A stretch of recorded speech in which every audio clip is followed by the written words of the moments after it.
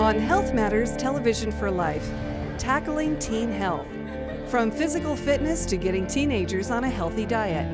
I tried a purple potato. See how a local high school made the switch to scratch cooking, serving up meals teens really like. Maybe make our own marinara, which has tons of vegetables in it. Adolescent advice for parents from experts who know as Health Matters talks teen health. Right now on Health Matters. Health Matters is made possible by viewers like you, the friends of KSPS, and by the following. I'm Dr. Andrew Boulay, and when my wife had a cardiac arrest, I chose Providence because I knew that everything we needed for her complex care was available, from the emergency room to radiology to the nursing staff to the specialists we needed for her care. One great thing about working at Providence is that I have the technology and the support for our type of complex patients. I'm Dr. Carl Garabedian, and I chose Providence because here I can provide the highest level of care to children of our region. Find your doctor online at phc.org. Good evening and welcome to Health Matters here on KSPS. I'm your host, Teresa Lukens. Tonight our topic is teen health. The teenage years can be tough, to say the least. It's that time in your life when you're not quite an adult, but certainly not a child anymore. Teens face some unique health issues also. And here to address some of those tonight, our distinguished panel. Dr. Alan Unis is a child psychiatrist practicing here in the Spokane area. Dr. Sasha Carey is an adolescent specialist at ROCKWOOD Clinic.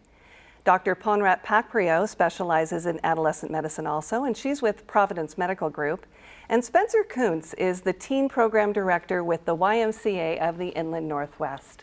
And I want to thank all of you for being here tonight to tackle this topic. Certainly a big one we're going to try to get to as much as we possibly can. I want to start with what each of you believes is the biggest issue facing teens health-wise right now. Dr. Pakpreo?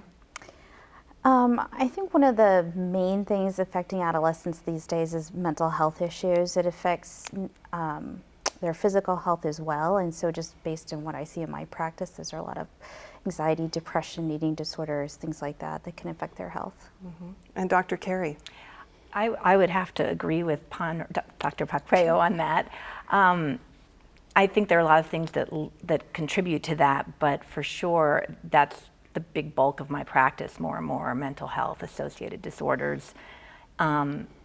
But I think things like lack of sleep, being iPhones, social media, technology, other things contribute to that, but by and large that would be the biggest issue. Mm-hmm. And Dr. Unis, you would probably agree with the ladies? Well, thank you for agreeing with me both.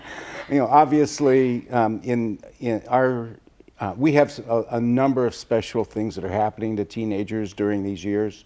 Their brains are finally maturing.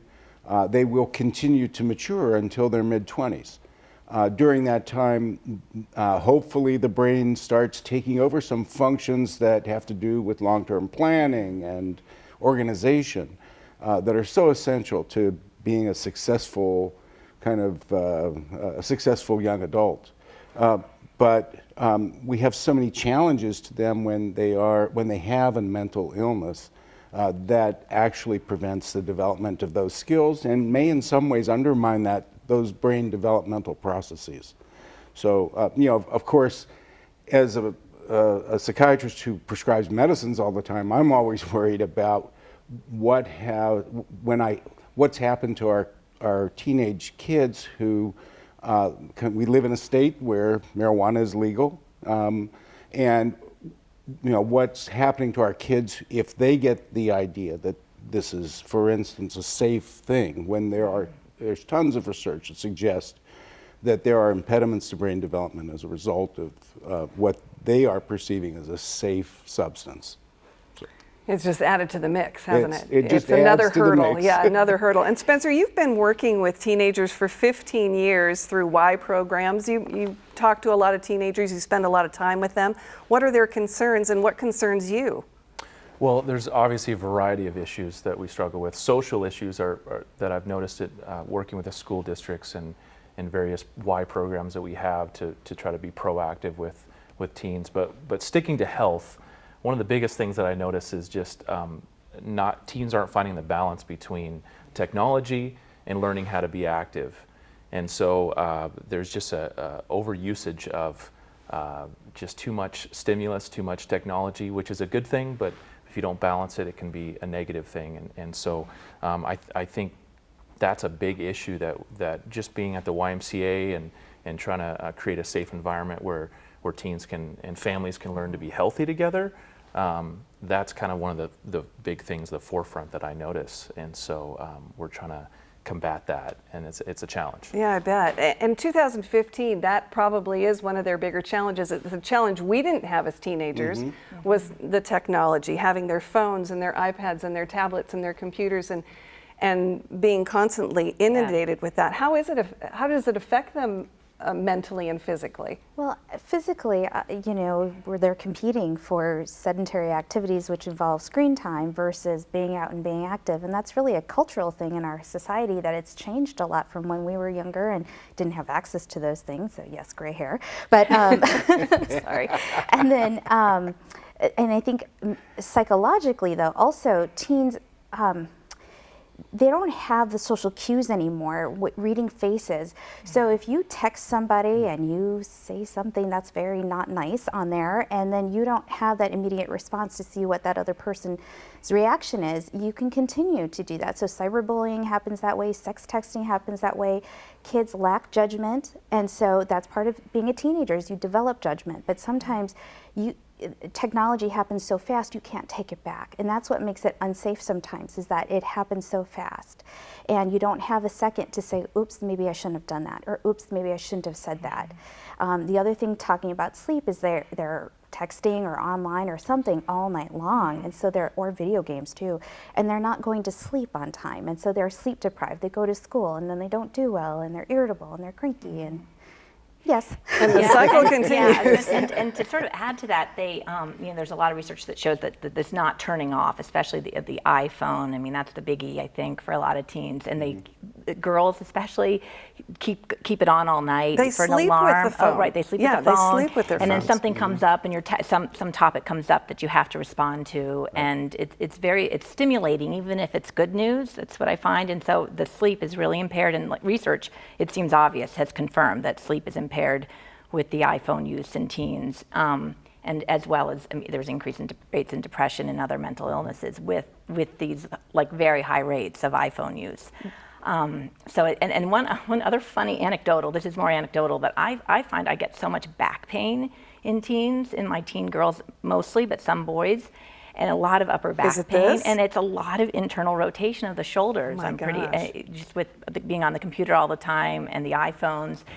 It's my theory, but I think it makes sense. It does, absolutely. Yeah, it absolutely makes sense. Well, and I think that as adults, we have the responsibility to be examples. And I think that there's times that I've caught myself, if I'm totally, completely honest, about my usage of technology, and realizing that, okay, I'm an example to my kids, the next generation, and how am I balancing my technology use? And then the teens that I work with at the YMCA too. And so, so technology is great, but it's just how do we foster a healthy balance? Yeah. And what happens to them mentally when they don't have that shutdown, when they don't step away from the technology, relax, let their brains relax? Absolutely. For that matter? So we know that sleep is a period of rest. It's a restorative period, and it's so important for good brain function the next day. Whenever you have someone who leaves their cell phone on and they receive texts in the middle of the night, and that wakes them up and they respond and you go back to sleep, and then they get another response maybe 30 minutes later, it creates a fragmentation of the sleep that really prevents efficient consolidation of all of that information that you've been processing the day before. And clearly those have both structural and functional ramifications in terms of the adolescent brain. If you're watching tonight and you have teenagers, or you're a grandparent or a caregiver, we do invite your phone calls and your emails. Feel free to ask our panel any questions you have about raising teenagers. Maybe if you're a teenager watching, if you have a question tonight, we welcome your calls and emails, certainly right here on KSPS Health Matters. We've talked about that technology. and setting an example, which is perfect, but how else do we get through to teenagers? What kind of language can parents use to try to, you know, impart on them that this is really a health issue, that you need to shut down and have that quiet time? Sleep nearly 10 hours a night, I think they recommend for teenagers. That is the latest, 9.5 to 10.5 hours. And 87% of teens don't get enough sleep, they find. There's a lot of new research on the brain and sleep and the cycling of sleep, and their brains are really shifted forward by a couple of hours, so it's normal not to be able to fall asleep until after 11 p.m. And melatonin levels don't rise until later in the teen brain, so they want to stay up later. So there's a lot of research, there's a lot of push to start, for schools to start later. That hasn't happened around here, but I'm a big advocate for that. In Minnesota, they start at 10 a.m. to adjust for that in high schools. Yeah. But yeah, so I think as parents, being a parent of a teen, if you can try to start with a shared understanding, sort of a mutual opinion, or maybe not an opinion, but to sort of start off in an understanding way. I really just want to help. What can I do to make this easier, to help you get better sleep? Yeah, it becomes frustrating. So then as parents, we get frustrated, and then our anger comes out, and then it's that push and shove that you get with a teenager, which is normal in these years. They're going to push back a little. So any other tips or techniques we can use to get through to them, I guess? I would just advocate for making time to have a conversation with your teen. Everybody's running around all over the place, you know, kids are active in activities, or they're visiting a friend, parents are going out doing things. Making time to actually have a conversation, and to make sure you're both in a place where you can talk about things. You know, it's not a lecture about the use of the phone, it's a conversation about the phone. You know, it's a conversation about how much time do you actually spend on the phone? And you know, I wonder if there's something else that we could do, like maybe you can invite them over and do a sleepover, or, you know, go to the mall, you know, but to have a conversation about how much use the kids are using. And then also, if a teen is having trouble, to say, you know, I kind of noticed you're not sleeping so hot. Do you think maybe you're up a little bit too late with that? You know, and to let the teen have the opportunity to come forth with what they think their concerns are, rather than always kind of pointing a finger, can help those conversations go a little faster. Should I actually take the phone away? Does that work? I think it's a step in the right direction, or at least requesting that they get turned off after a certain time. I think that's, you know, whether you can enforce that or not, you know, that's the other thing. I know that speaking of gray hair, in our days it was sitting under the covers with a flashlight reading a book, generally a comic book, or doing other things. I mean, obviously, we're working against kind of two competing kind of developmental themes here. On the one hand, teenagers are beginning to find their own values in their own peer group. They're beginning to consolidate their ideas and their opinions over right and wrong, and how they want to spend their lives, and what's valuable and what isn't. And there's an enormous drive for independence from their parents, at the same time that there is this drive for extraordinary dependence upon their peer group. You throw a parent into that mix, who's trying to express their frustration over their extraordinary ability to sabotage their success, and it is a recipe for disaster. I think recognizing that, recognizing that you're dealing with all of these turbulence and acknowledging, I know you want to be independent. I want to help you be independent. That is my dream, for you to be independent and successful. We can't get there fast enough. But just recognizing that aspect, as well as getting them to kind of accept responsibility for the decisions they're making, if that's at all possible. It is a dance, and it's a complicated one. And I think, I'm sorry, Dr. Carey. Well, I was just going to say, to add that, I mean, that push towards independence and the desire to turn to your peers more, and you sort of turn away from your parents naturally. But I loved what Ponrat said, Dr. Pakpreo, about not lecturing. You do need to set limits, and you need to have, sort of have a backup plan when things don't work out. But going at it with a big lecture, pointing fingers, with teens, it doesn't work, because they really are fairly independent, want to be independent, and are smart. You know, they really are very capable of a lot of things, Yes. but they're vulnerable. And they don't, you know, their prefrontal cortex, that's the part of the brain behind the forehead that's still developing in the teen years, that's all about judgment, planning ahead. It's like the CEO of the brain. I read that somewhere, but I thought it was great. And so in terms of all of, that's not all there. That's in the process of developing through the teen years. So you need to set limits, but it is a tricky balance of how to do it in a way that the teens respect you. Well, and there is that you. problem, that balance, because there are parents then that will go too far the other way. They want to be their child's best friend, Right. their buddy, and then the boundaries suddenly are blurred. Right. And then you run into a new set of problems. And I think avoiding that is a good game plan. I think keep in mind that even though there may be reaction against you and your values or what you're saying, ultimately you become the template for the values that they incorporate as they become older.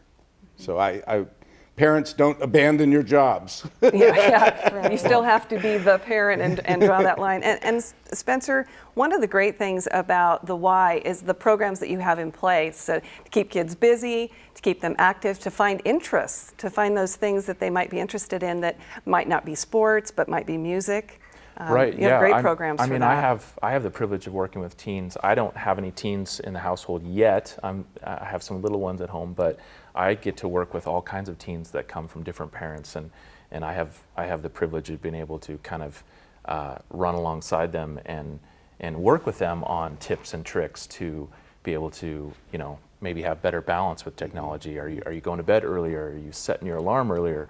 So I'm kind of from a unique perspective where I get to work with a lot of teens that parents just come in, they want to get healthy, and then they drop their teens off, and it's our responsibility to be able to build meaningful relationships with them. So we have a variety of programs. I mean, and it looks different for every teen. So, you know, we have athletic teens that come in and they're very focused and they know what they want to do and accomplish, and then we'll have other teens that come in that are floundering, that really don't have any focus. They like this, or they like music or film, and so it's our job to really find out what their areas of strength are and then plug them into programs that we have at the Y. But we all do this with relationship-based approach. So we realize, kind of talking about earlier, whatever tips and tricks we give teens to help balance their lives with a variety of issues, it's all relationship-based, and so we're trying to build a safety environment in place first, so that they'll listen to us and we'll have some influence.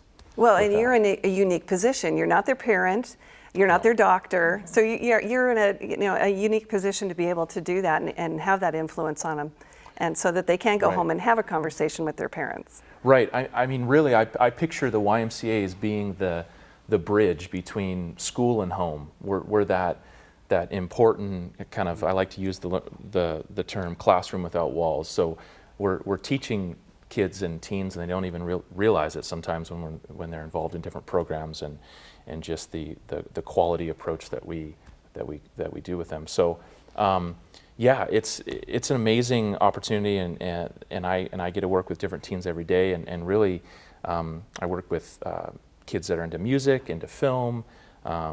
You know, Teen Fit Together is a class that we've been really pushing to get kids into learning how to be active, learning how to journal, learning to talk about food intake. Are you eating breakfast in the morning? Probably not.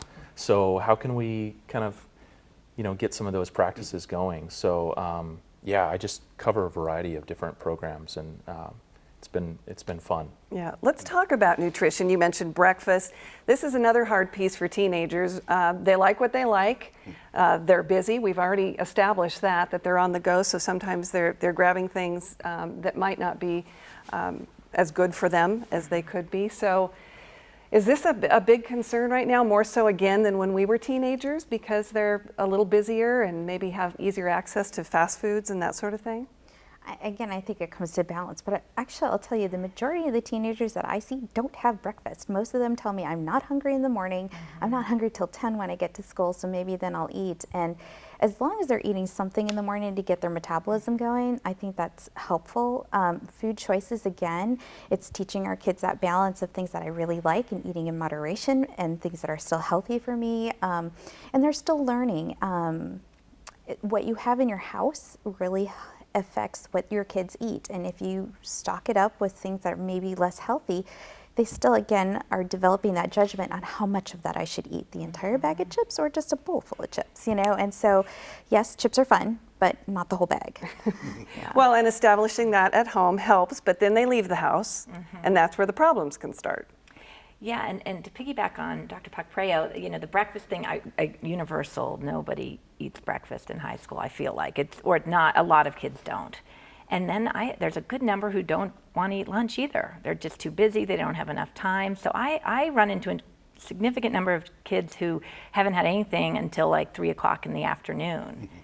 And then you don't want to drink water because there's not that much time to go to the bathroom, depending. I mean, and there are different reasons. Some kids there's high anxiety, you don't want to miss a class, and some kids, maybe there's some dieting going on, there's a lot of that. And then there's the other end of going out to fast food for lunch. But it is definitely a problem. Yeah, absolutely. And again, leaving the house, going to school, some of the lunch programs have, you know, they're coming on board now. And in fact, we discovered a lunch program in Cheney where they have ditched the pizza and the French fries, and they are doing all scratch cooking. It's a pretty amazing program, and we spent some time out there recently. At first glance, this looks like a typical high school cafeteria. But instead of loading up on French fries, these students are piling their plates with fresh fruits and veggies from the salad bar. You have lots of options to choose from. It doesn't look as fake. I think, yeah, it's more fresh. No canned peaches here. Everything is homemade and healthy. No cans unless we're in dire need of green beans or something. We do a lot of strawberries and grapes and watermelon, cantaloupe, honeydew, lots of fresh fruit. It's extra work, says head cook Samantha Baird, but worth it. I get to see these kids' faces when they get to go and get their lunch, and they build these huge salads and load up on fruit and vegetables. Part of the appeal is that fresh looks better and tastes better. I tried the lasagna one time, and it was pretty good. That's because the sauce was made from scratch. Maybe make our own marinara, which has tons of vegetables in it. The Cheney School District made the switch a few years back. One key to success has been making teen favorites healthier. We do a mac and cheese that we do our own cheese sauce. It has butternut squash in it. French fries have been replaced with sweet potato fries. Even chicken nuggets have received a makeover. We get them raw chicken strips and we bread them in panko and olive oil and bake them instead of opening a box and putting them on a sheet pan. By exposing these teens to new foods, I tried a purple potato. The district hopes to send students away with an appreciation for how good healthy can taste. Instead of going for the processed stuff, maybe they'll go for a healthier choice. Not fair when all 5 of us are hungry right now. Food looks amazing. It's beautiful food. It's scratch made. What a great program that Cheney has put in place. And we're starting to see this come into some of the other school districts now too, where they're using more scratch and more local resourced foods too. And what a great area we live in. We were talking about this earlier. I was saying that earlier. I think, you know, of all the places we have this, this beautiful agricultural community. And we have such access through our farmers markets, through our various grocery chains that actually will work with local producers. I think the quality of the produce that we get in this part of the world is really quite excellent. Yeah, pretty amazing. And it looks pretty. It does. And when it presents pretty, they'll eat it. And I think maybe that's assumption we have, that when kids get to a certain age, between 13 and 20 years old, that they're just not going to eat good food, and they will when given the opportunity. Yeah, I think Cheney has done an outstanding job of showing what a community can do when it gets together to make a change in a school. And it's possible, and they've clearly had a lot of success, and you're introducing kids to new things that they maybe wouldn't have tried before, reinforces the same values and ideas that you're trying to do at home, at school, and so it's consistent. And I think that many other schools have some challenges because some of them don't actually have working kitchens anymore, so they do heat up things, and that's how they're served.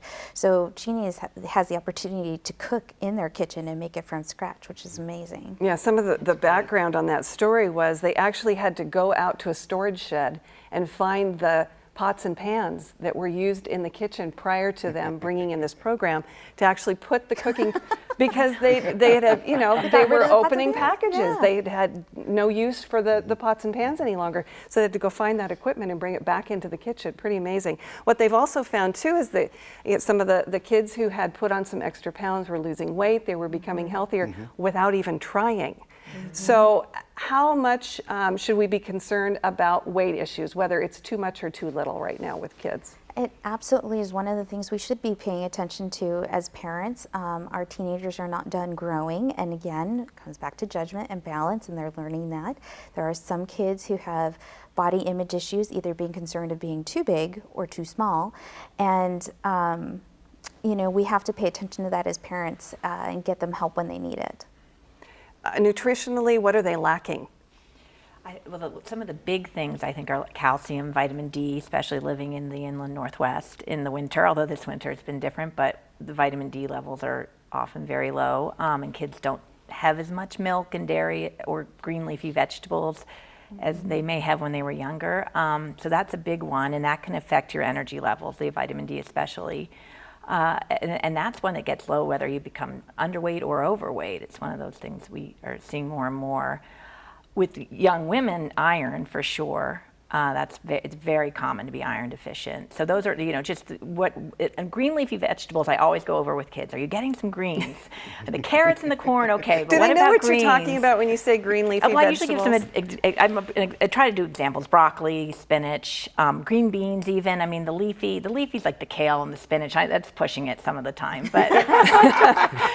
They're probably serving it in Cheney's. Yeah, no, yeah, right. It depends who your family is too. Some people are doing smoothies and stuff, but those are like frozen spinach. You can get it pretty easily, but those are the biggies.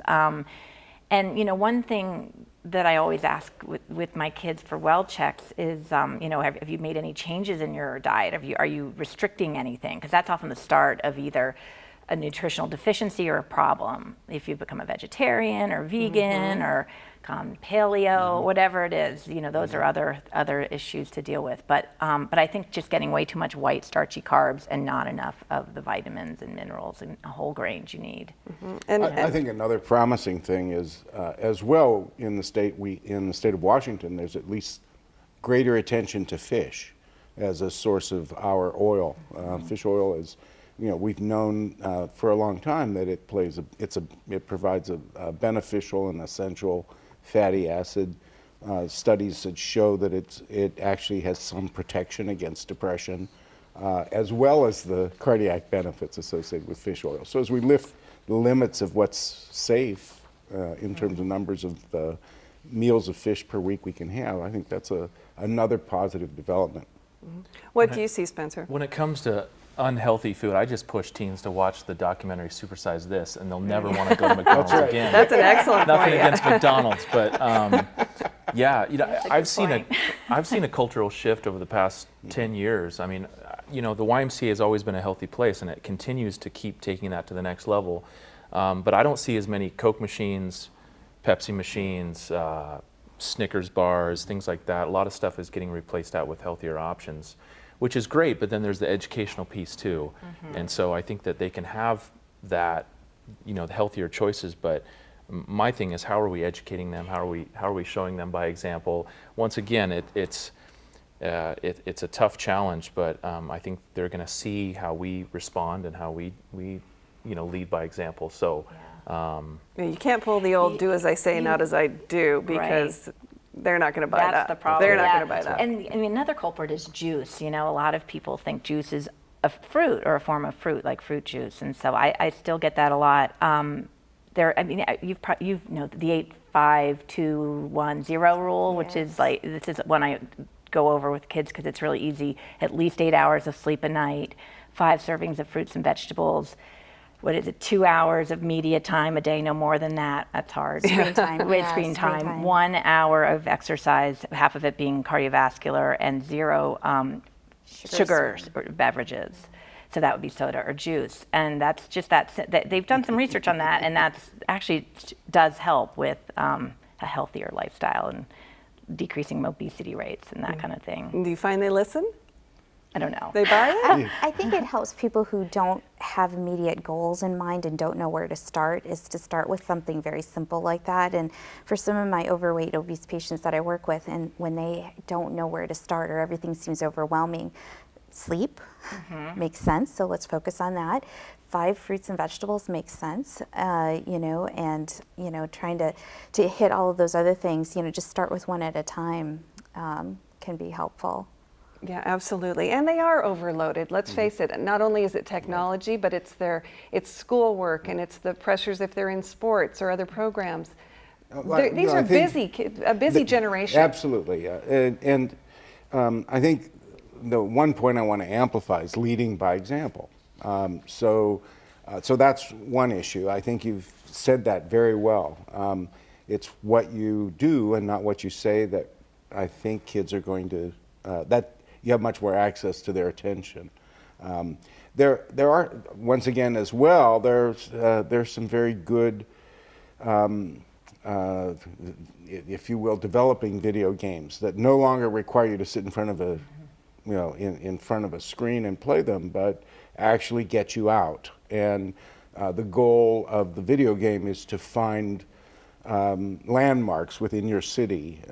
So you get people out, you get them walking.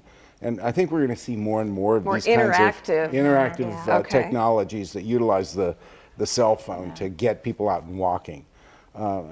These are developing technologies, but it's taking advantage of something that was overutilized in a bad way, but leveraging it into some good activities. I think that the information on just walking 30 minutes a day. We're not talking about necessarily making anybody an athlete for an organized team, but we really want to demonstrate to our kids that we can set a good example by doing simple things that are self-caring.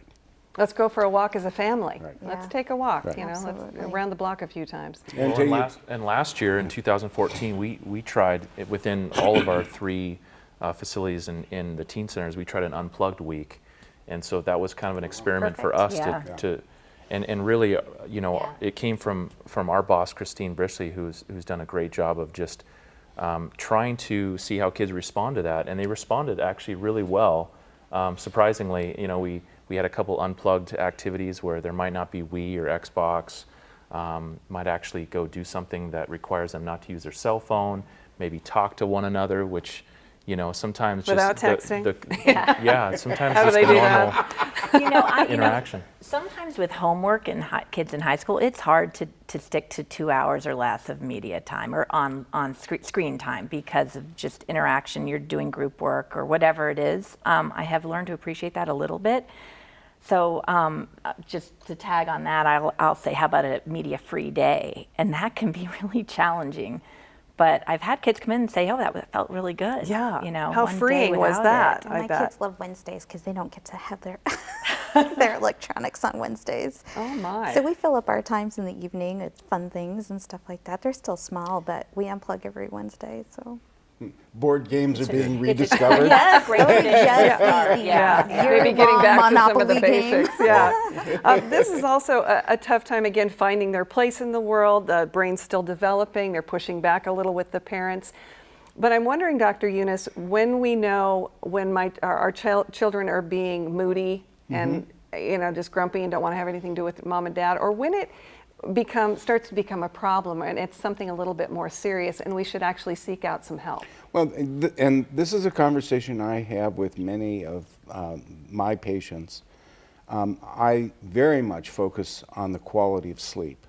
Even though the research data don't really demonstrate consistent abnormalities in sleep, One of the things that is characteristic of any major problem with mental functioning is associated with with unrestful sleep. So what time you're going to bed, how long does it take you to fall asleep? Is that always where you begin, is with the sleep? Well, I usually have people who are kind of in remission from a depression, and we're at that phase in their treatment where, okay, it's time to start getting you off the medicines, which is a big part of my work at this point. You know, I've gotten them through the crisis. Now, let's see if you're going to be one of that 70% that only has a single episode of depression in your life. So we're going to taper it. And what do they pay attention to? They pay attention to the quality of their sleep fragmentation, whether they're waking up early or having trouble falling asleep. Then the other kind of soft but very hard red line in my practice, I want you to pay attention to how well you're doing in school. Are you having to listen a little harder to get the same information in or not? So those kinds of things are really, just kind of ecological manifestations of how good is their regulatory biology and how good is their brain functioning. Because we know that a teenager's job is school. And if they know that and they're always being tested, so if they know that it's not working well, then we know that they can tell me that pretty quickly, and we know that I know I have to start worrying about relapse in their depression, for instance, or relapse in their anxiety. And in some of the other major mental illnesses, you don't see, anxiety and depression are really not seen. People don't see them. And parents might see a more grumpy teenager. Parents might see a kid who's a little bit less organized than normal. But kids are very sensitive to what's going on inside, and they will tell you.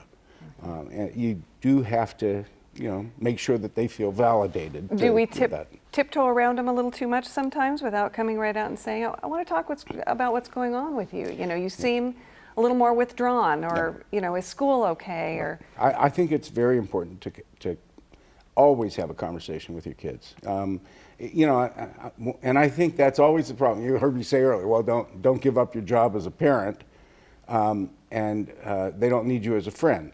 But they do need you as a person that they can have a conversation with. And if they can't, then bring them to somebody who they can talk to. So they'll tend to open up more with you. Sometimes, absolutely, hopefully. Yeah. And but it could also be an aunt. It could be, a mentor at the Y. Somebody that they trust, a teacher at school. And actually, I have a lot of kids who will open up to a teacher or counselor at school, and then that's how parents find out about their depression or cutting or other things like that. And then I get the call of, I need help to help my son or daughter. Yeah, I think there's a lot of myth though that you shouldn't bring it up, that's going to make it worse. Like, if you see something on your child's arms and you're worried about cutting, not to say anything. It's actually better to bring it up. If you are uncomfortable and you think you're going to respond in a negative way, then exactly find another mentor, support person, whether it's a teacher, a family member, or your mental health provider. I mean, the good thing about the adolescent years is, fortunately, many of us have surrogate parents to our kids. Whether that's someone, whether that's a coach, a teacher, a counselor, someone at church, any number, and someone at the YMCA. I mean, the YMCA has always really prided itself on programs like you're running, and they do a great job at outreach to kids who are the most vulnerable. But I think it's interesting what we're seeing. Different kids have different support systems, right. and realizing that probably a lot of kids that come to the Y have a lot of background issues, trauma, things that we're trying to catch up with, and it's not always fill the gap. Yeah, and it's such a important role, but at the same time. There's just a variety of issues that we just have to challenge and tackle each day. And move forward. So. Well, and I think a lot of people might be surprised to find out that indeed 1 in 5 teenagers in the United States suffer from some sort of mental disorder severe enough that it actually impacts their daily activities, sometimes robbing them of their normal teenage years. But with the right help, there is hope. And we met a young woman who is living proof of that. Her name is Tina, and her story is very inspiring. So, hey guys, welcome to Youth in Action tonight. My name is Tina, and we're going to get started with the meeting. As the co-leader for Youth in Action, Tina Fricke is at ease leading teenagers. The 20-year-old is a role model, in part because she knows what they're going through. She's been there. When I was 9, I ended up in foster care because my mom and my dad couldn't take care of me anymore. And then there was her mental state. They couldn't figure out what was really wrong with me. I felt sometimes that they just were throwing a diagnosis on there just to throw a diagnosis. Tina spent her teenage years without a clear understanding of what was wrong and why she was acting out. Just frustrated that they couldn't figure out what was wrong with me, and I didn't feel crazy. I felt like I just wanted to be a normal kid.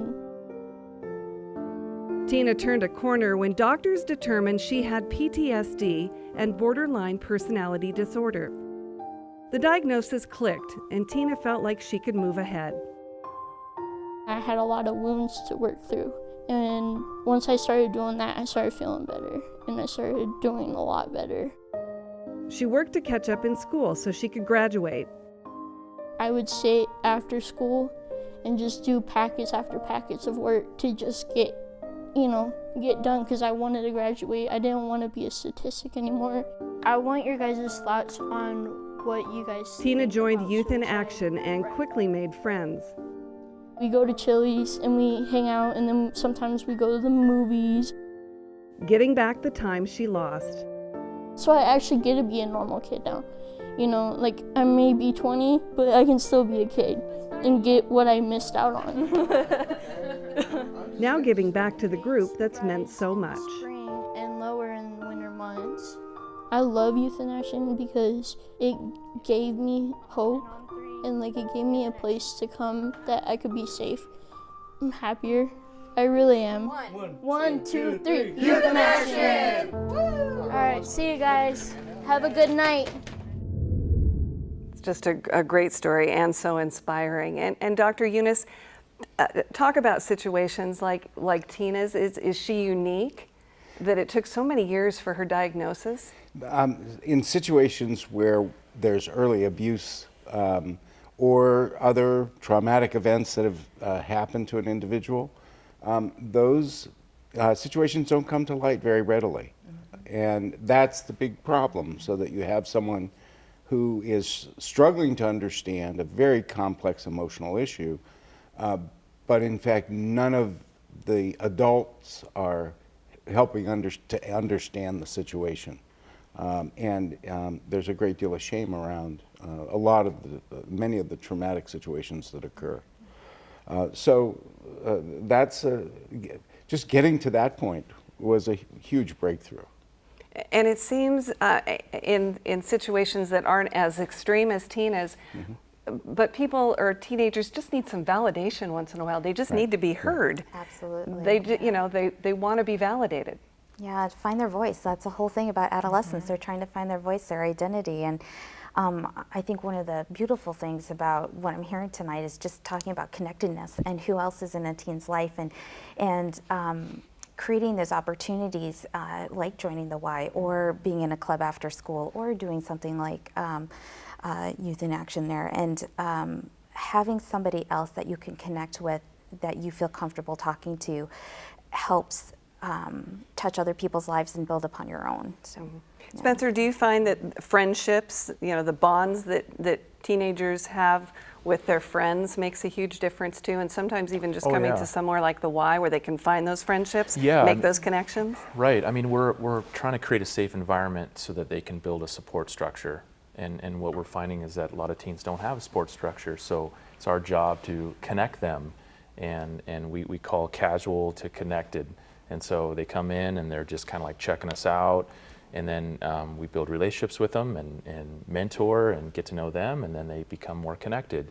For me, working in youth development for a while, it's never a competition with other clubs and programs. I like Boys and Girls Club. We work really well together with up north in the Meade School District. And for me, it doesn't matter if a teen goes to Boys and Girls Club or the Y or goes to Youth for Christ or wherever. I just want a teen to be connected. And I think if they have friendships and a support system, their chances of graduating, getting the diploma, moving on, it's so much higher. And so support structure is huge.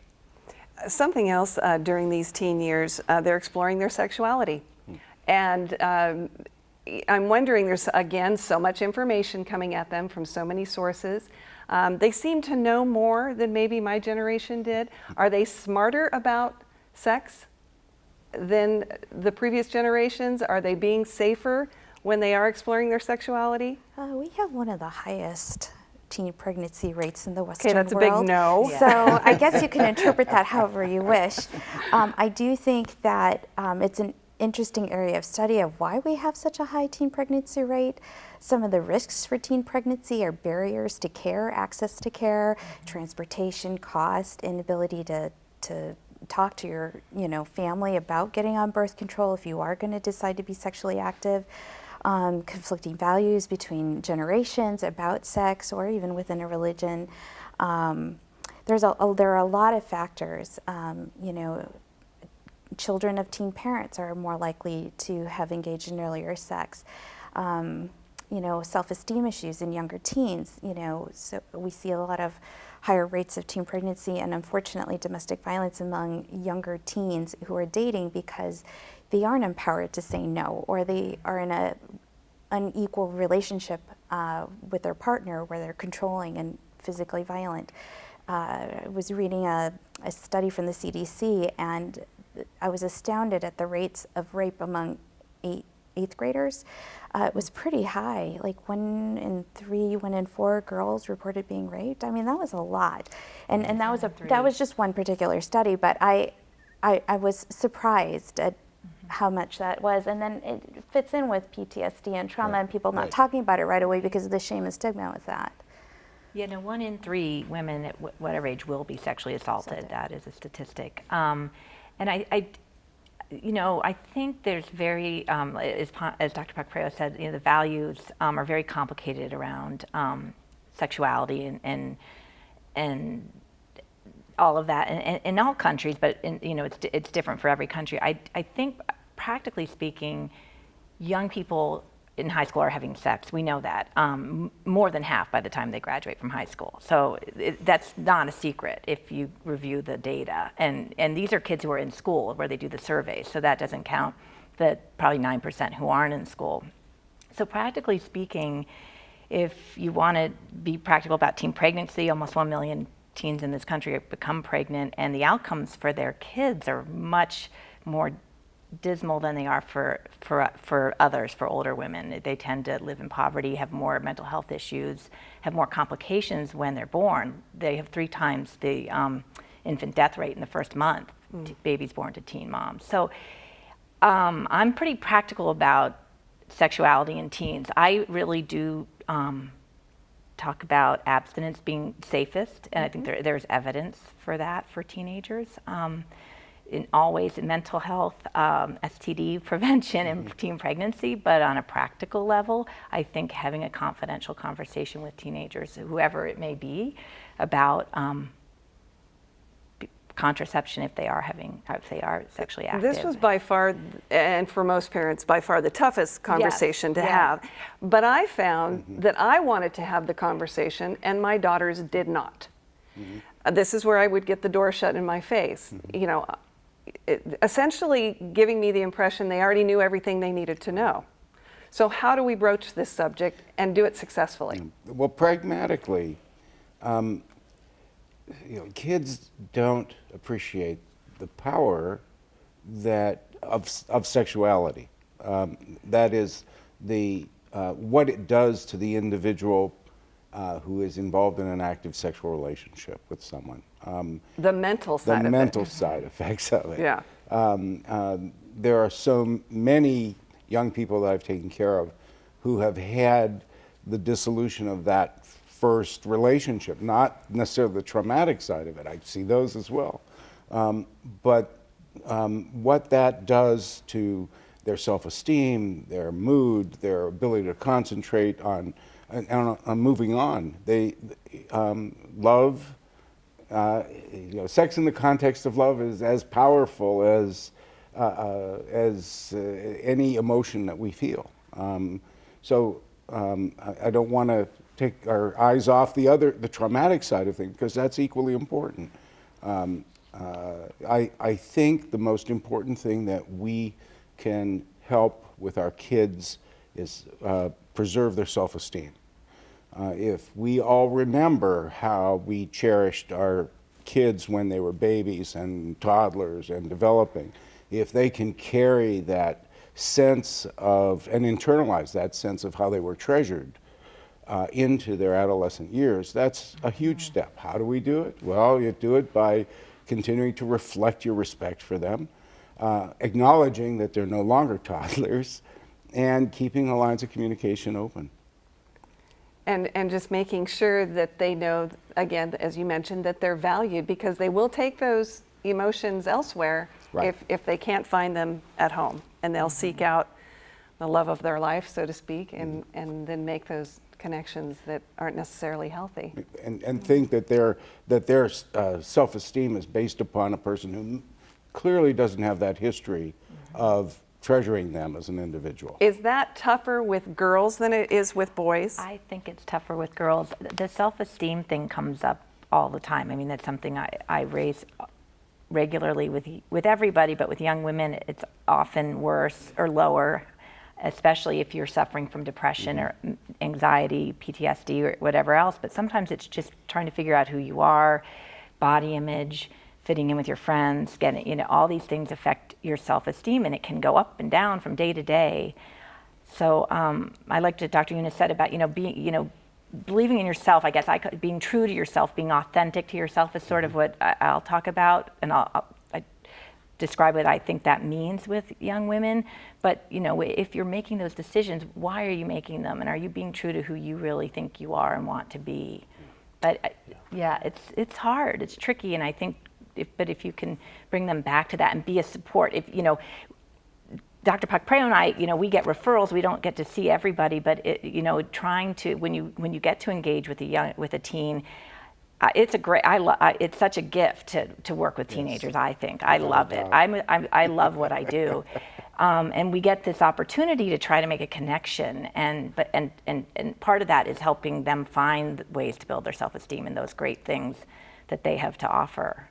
And we all get to do some of that. Yeah. It's a privilege. Well, it's tough. I mean, my heart goes out for teenage girls that have to care for a child at such a vulnerable age. I mean, I'm a father. I remember the challenges of trying to raise, a baby, but I cannot imagine doing that in a school setting and having to get your public education and try to raise a child. There's just such a need, and as a community, I think there's a question of how are we rallying behind that? How are we supporting these young mothers? And it's tough. Yeah, certainly. And I want to get back to the programs that you offer, Spencer, at the Y, the physical fitness programs and those programs that help teens connect, and maybe we'll keep them out of these situations that we fear as parents, getting pregnant at an early age or getting into trouble with drugs or alcohol, and just the support system that you offer outside of the home that gives them that outlet. Talk specifically about some of those programs. Yeah, I mean, we have a variety of programs that cover different types of areas of interest that teens might be into. We have obviously a drop-in teen center where we have caring staff that are mentoring and building relationships, but we have a variety of more of the creative art type programs, so film and music, lessons, a Battle of the Bands competition that we do every year, which is a great outlet for a lot of teens that really want to showcase their music. And then moving to the health side too, we have various classes that try to encourage teens to either improve their skill or try to get healthier. And in fact, we're looking at some of the activity that was going on just yesterday, I think it was, at the Y. What are they up to here? Yeah, so this is one of our teen fitness classes that Holy one of our cow, health and that's wellness trainers run. My knees won't do that anymore. Yeah. So these girls are very motivated. Not all teens, I wish all teens that came into a fitness class were motivated like this. You can tell they're all athletes and they're trying to improve their skill and just get stronger, and it works. And the support structure is huge. It's a safe environment, and they have friendships in that class.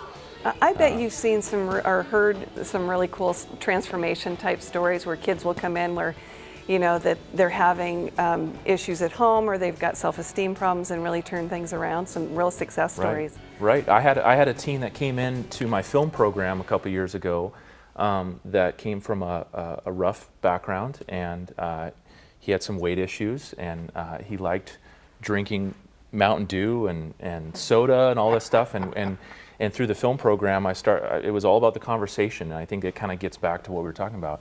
It's how we context the conversation. And now we kind of came from this point where he started turning a corner and started making healthier choices.